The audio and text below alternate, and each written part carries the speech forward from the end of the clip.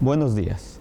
El Foro de Jóvenes Investigadores en Derecho del Instituto de Derecho Parlamentario de la Universidad Complutense de Madrid, una vez más les da la bienvenida a este espacio de temas de actualidad. Y hoy nos encontramos con Margarita Beatriz Luna Ramos, quien es ministra de la Suprema Corte de Justicia de la Nación de México. Y para tratar justamente estos temas de actualidad, pues el día de hoy queremos platicar sobre dos reformas muy importantes que se han dado el año pasado en México, y para ser muy concretos, en junio del 2011. Y la primera de ellas es en relación a la reforma constitucional en derechos humanos. Entonces, quisiera que nos explicara en qué consiste esta reforma.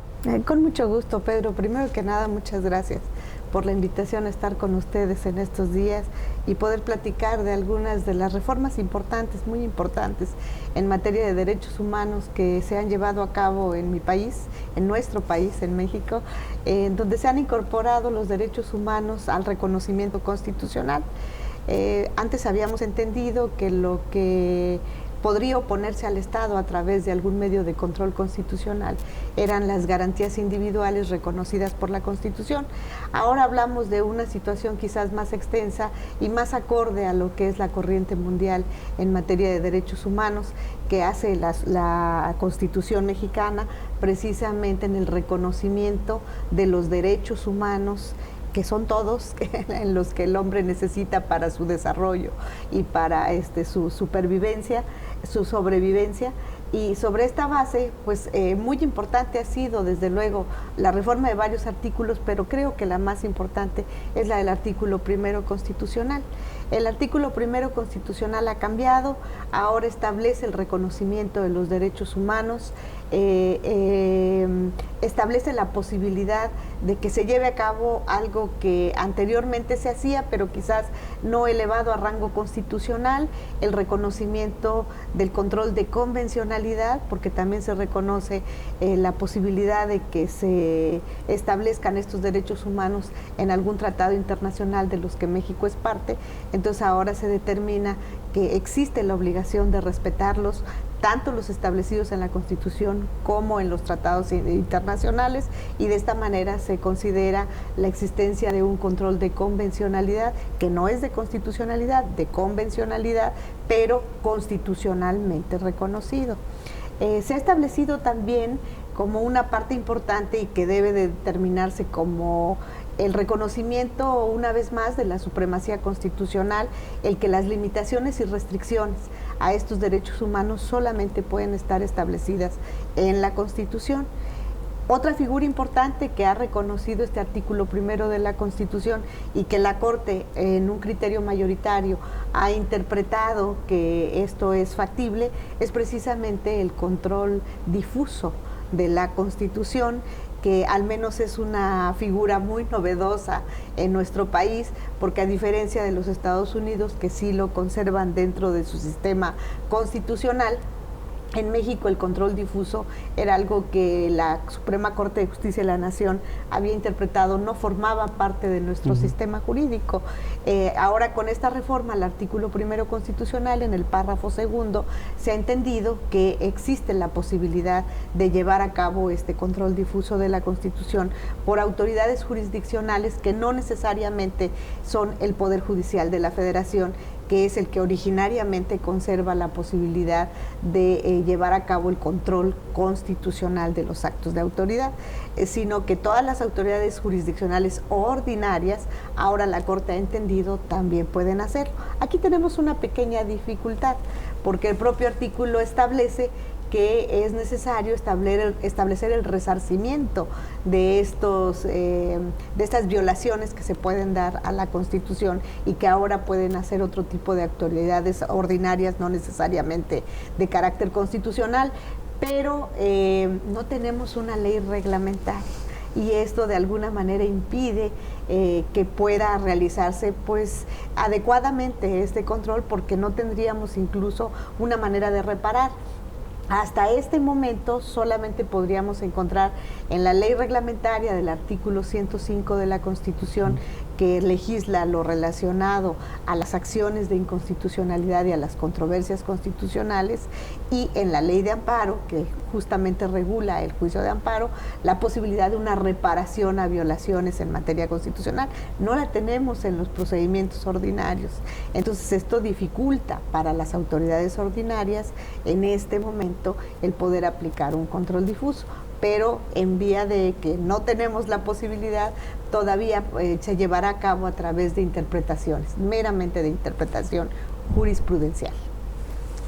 Y otra de las reformas importantes y muy interesantes también es en materia de amparo, porque la mayor parte de los doctrinarios, no necesariamente los doctrinarios, sino como está la reforma, prácticamente abre muchas posibilidades en cuanto a cómo estaba estructurado, lo técnico que en muchas ocasiones podía hacer. ¿Podrías platicarnos sobre esta reforma? Con muchísimo gusto. Sí, también es una reforma muy importante que está estableciendo cambios radicales en lo que ha sido, pues para nosotros, el juicio que representa el orgullo mexicano y la aportación al mundo jurídico extranjero por parte de México, que ha sido justamente el juicio de amparo.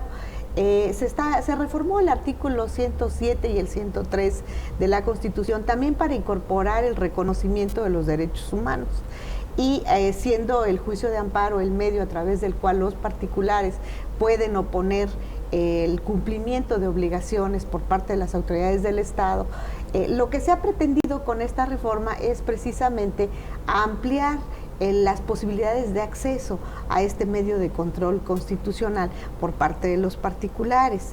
Una de las situaciones que se ha incorporado de manera novedosa es la figura del interés legítimo.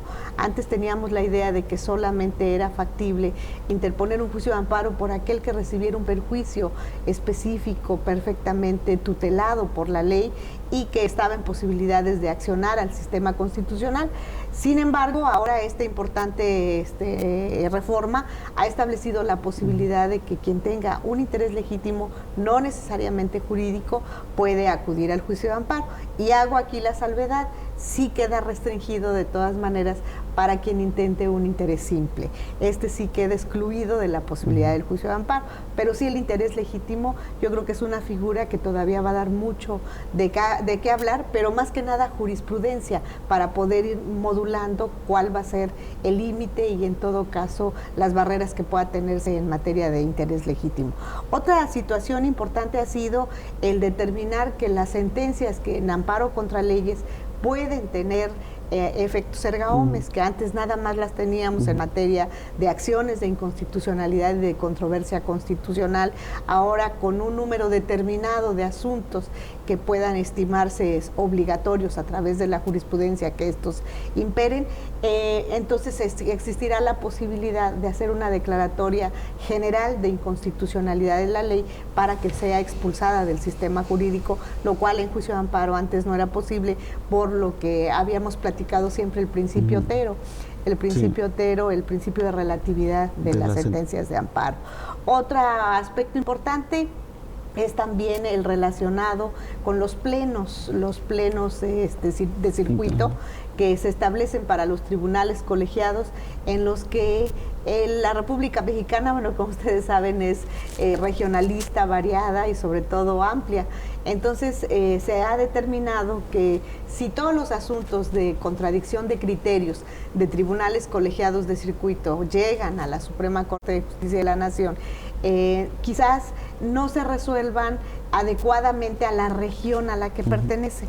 Entonces la idea fundamental es primero desahogar un poco a la Suprema Corte de Justicia de la Nación del número de asuntos que tenemos para resolución, pero además de desahogarla, también es muy importante que estos plenos de circuito puedan en las diferentes regiones del país poder resolver los criterios divergentes que se presentan entre los tribunales acorde al sistema regional que en un momento dado pudiera imperar.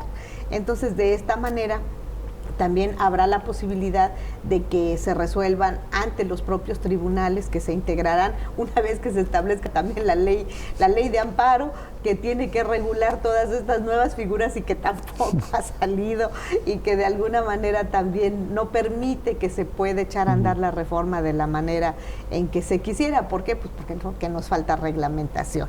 Eventualmente el Consejo de la Judicatura Federal podrá establecer acuerdos generales, pero lo ideal sería que ya tuviéramos la ley reglamentaria correspondiente para poder aplicar todas estas reformas. En materia de amparo directo hay una reforma también muy importante donde se pretende evitar los continuos rebotes de los juicios de amparo directo. Ahí la idea fundamental es que si se van a hacer valer violaciones al procedimiento, se hagan todas en un solo juicio de amparo. El principio de concentración para evitar que vuelva consecutivamente 1, 2, 3 veces el juicio y que se haga interminable. Entonces la idea fundamental es que todas estas violaciones puedan concentrarse en un solo juicio y la resolución pues sea mucho más ágil y mucho más rápida. También tenemos importantes reformas en materia de ejecución de sentencias, en las que la idea fundamental es que la Suprema Corte de Justicia de la Nación puede evaluar cuando hay imposibilidad para el cumplimiento de la sentencia, que oficiosamente se determine el cumplimiento sustituto para que, de permitirlo, la naturaleza del acto puede en un momento dado ser resarcido a través del pago de pecuniario del asunto que en un momento dado se esté ventilando. Hay muchas más, pero no acabaríamos. Y volviendo a la reforma de derechos humanos, ¿cómo va a funcionar este control difuso? Porque es lo novedoso también. El control difuso de la Constitución es algo que está cambiando por completo nuestro sistema, lo está transformando de un control concentrado a abrir a un control difuso, está cambiando nuestro sistema. Pero decía que aquí nos está faltando algo muy importante, una ley reglamentaria que nos diga cómo se va a llevar a cabo este control, porque lo único que se ha establecido hasta este momento es la interpretación que hizo la Suprema Corte de Justicia de la Nación en un criterio mayoritario de determinar que existe ya la posibilidad de llevar a cabo este control difuso por autoridades jurisdiccionales ordinarias que eventualmente pueden inaplicar un artículo cuando consideren que es contrario a la Constitución. Pero no dice cuáles son los medios de defensa que vamos a ocupar. Vamos a seguir el sistema recursal ordinario para poder continuar con el sistema que existe, nada más dándole a la autoridad ordinaria superior la posibilidad de poder analizar cuestiones de constitucionalidad, o bien se va a establecer un medio de control distinto en el que, tratándose de cuestiones de constitucionalidad, vaya directamente al Poder Judicial Federal. Esa es una incógnita que todavía no nos podemos resolver porque no tenemos la ley correspondiente. Pero fíjense ustedes el problema que se puede presentar, y por eso tendrá el legislador que pensarlo muy bien. Si es a través del sistema recursal existente, simplemente se está aumentando la competencia de las autoridades ordinarias. Si no es a través del sistema recursal existente, entonces, ¿qué quiere decir? Que pueden acudir de inmediato al juicio constitucional, y si pueden acudir de inmediato al juicio constitucional, estamos acabando con el sistema recursal ordinario. ¿Sí me explico? Sí. Entonces, es una situación que de alguna manera amerita urgentemente una regulación, porque de lo contrario puede hacerse nugatoria la idea de una reforma que tiene una finalidad pues de ampliación de los derechos humanos, puede tergiversar en un momento dado el sistema, y yo creo que no sería esa la idea. En relación a esta falta de leyes que has comentado, y también especialmente en materia de amparo, ¿puedes considerar que hay omisión legislativa, inconstitucionalidad por omisión legislativa? Pues yo no soy muy partidaria de la omisión legislativa, sin embargo debo reconocer que la Suprema Corte de Justicia de la Nación Mexicana también en un criterio mayoritario ha externado que cuando existe la posibilidad de que la Constitución ordena a algún Congreso federal o local el hecho de legislar, y si no lo hace, entonces existe la omisión legislativa. Existe la omisión legislativa, primero porque existe la obligación constitucional de legislar, porque existe la omisión por parte del Congreso de no hacerlo. Y por otro lado, la idea fundamental es de que esa falta de legislación puede hacer nugatorio el que se lleve a cabo el sistema constitucional. Entonces, cuando se determina una situación de esta naturaleza, la Corte ha estimado que pudiera darse la omisión legislativa. Entonces, sobre esa base habría que presentar en un momento dado la acción correspondiente. Les digo, es un criterio mayoritario en el que yo no participo, pero que sí debo de reconocer que la mayoría de la Suprema Corte de Justicia de la Nación consideran que puede darse en una situación en la que existe el vacío legal. Por último, ministra Margarita, ¿algo que desea agregar?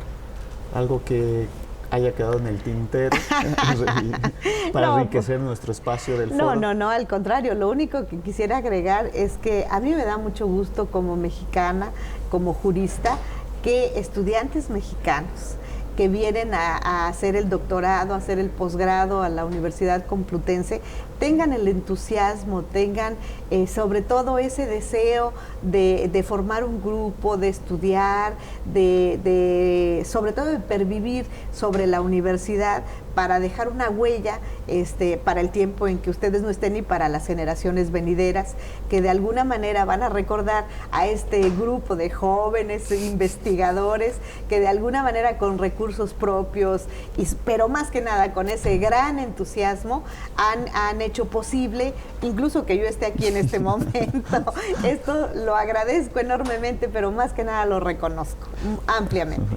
Bueno, pues muchas gracias por su participación y a nombre del Foro de Jóvenes Investigadores en Derecho del Instituto de Derecho Parlamentario, pues te damos las gracias por este tiempo prestado para una cápsula más de nuestro canal.